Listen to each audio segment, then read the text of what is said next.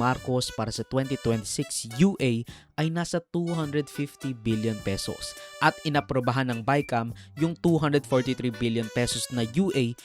Pero bakit nung time na ng paglalagda, ginawa na lang niyang 150 billion pesos?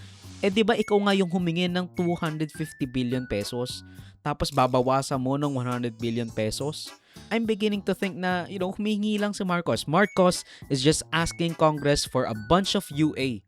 Tapos para magmukha siyang hero, para magmukha siyang matipid, marami siyang i-veto. 92 billion pesos pa nga this time. That way, para siyang magaling na ingat yaman, nagsisave ng pera ng taong bayan.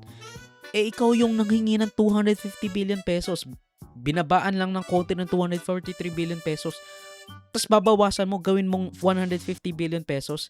Ano ba talagang gusto mo? Di ba ikaw nga ang nag-propose niyan sa House of Representatives? Tapos i-veto mo? Di ba ang lakas ng tama? Its utilization is provided with safeguards and is only available when clearly defined triggers and tests are met and will be released only after careful validation.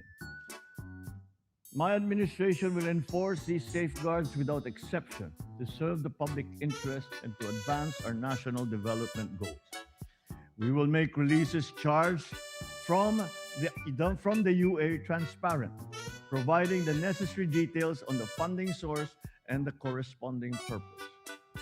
Lastly, to ensure that public funds are expended in clear service of national interest sa ating mga kababayan, dama po namin ang inyong agam-agam at pangamba sa nakaraang budget. Kaisa ninyo ako sa pagnanais na masiguro ang bawat pisong buwis ay mapupunta sa tamang proyekto at sa tunay na pangangailangan ng ating taong bayan. Naririnig namin po kayo. Sa national budget ng 2026, malinaw ang direksyon ng inyong pamahalaan.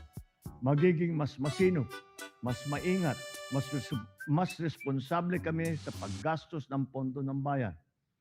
Ang bawat programa at proyekto ay dadaan sa masusing pagsusuri upang masiguro na ito ay may malinaw na benepisyo sa mamamayan, lalo na sa sektor na mga nahigit na nangangailangan.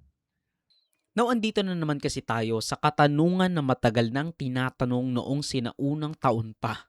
Legal nga ba ang unprogrammed appropriations?